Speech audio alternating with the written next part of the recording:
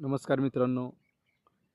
काही महिन्यापूर्वी जे वृक्षारोपण आपण केलं होतं, तर त्याचं आता हे बघा, हे वृक्ष भरपूर मोठ्या प्रमाणामध्ये आपण जतन केलेले आहे.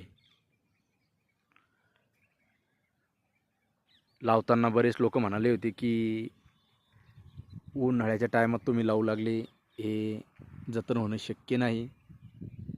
परंतु मोठ्या प्रमाणामध्ये वृक्ष संवर्धन करण्यात आपण यशस्वी झालेलो आहोत.